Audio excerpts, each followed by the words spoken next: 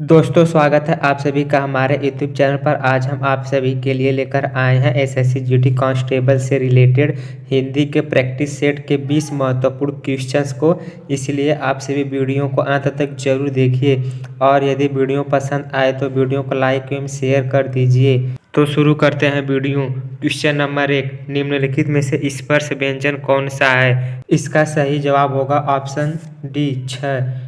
वहीं बात कर ली जाए स्पर्श व्यंजन की, तो स्पर्श व्यंजन वह होते हैं जो जीभ के स्पर्श से बोले जाते हैं एवं स्पर्श व्यंजनों की कुल संख्या 25 होती है, जिनको याद करने की ट्रिक होती है क, च, ट, त, प, जहाँ पर क से क वर्ग के सभी व्यंजन एवं च से च वर्ग के सभी व्यंजन तथा ट से ट वर्ग के सभी व्यंजन एवं त से त वर्ग के सभी व्यंजन एवं प से प वर्ग के सभी व्यंजन सम्मिलित होते हैं। और बात कर ली जाए स और ह की, तो ये सभी ऊष्मीय व्यंजन के अंतर्गत आते हैं और ऊष्मीय व्यंजनों की संख्या कुल 4 होती है, जिसमें से स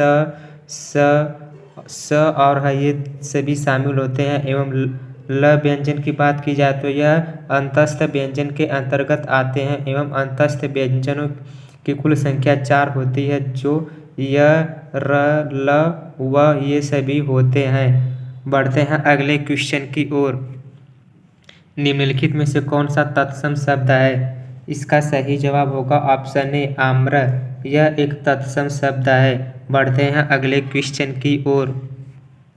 महर्षि शब्द में कौन सी संधि है? इसका सही जवाब होगा ऑप्शन ए गुण संधि, क्योंकि यह गुण संधि के अंतर्गत आते हैं। और यदि महर्षि का संधि विच्छेद किया जाए तो इसका संधि विच्छेद महाधन ऋषि होता है, जो कि गुण संधि के अंतर्गत आते हैं। बढ़ते हैं अगले क्वेश्चन की ओर।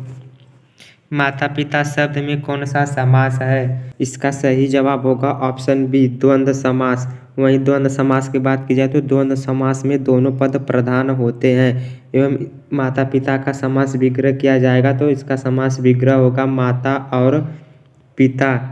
बढ़ते हैं अगले क्वेश्चन की ओर। दाम लगाना मुहावरे का अर्थ है।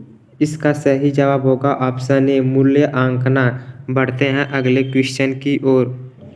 अम्ल का पर्यायवाची शब्द है। इसका सही जवाब होगा ऑप्शन ए इमली। बढ़ते हैं अगले क्वेश्चन की ओर। विराट का पर्यायवाची शब्द है। इसका सही जवाब होगा ऑप्शन ए विशाल। बढ़ते हैं अगले क्वेश्चन की ओर। आया का पर्यायवाची शब्द है।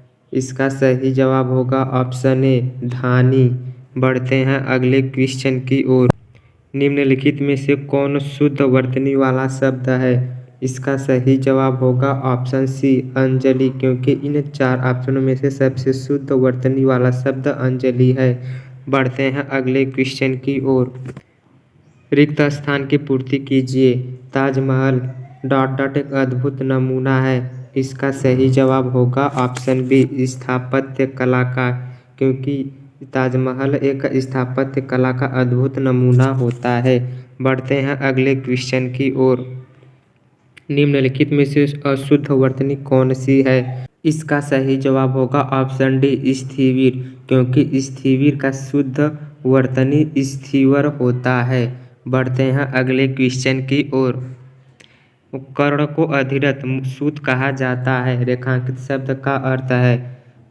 इसका सही जवाब होगा ऑप्शन ए रथ हाँकने वाला, क्योंकि रेखांकित शब्द अधिरथ का अर्थ ही होता है रथ हाँकने वाला।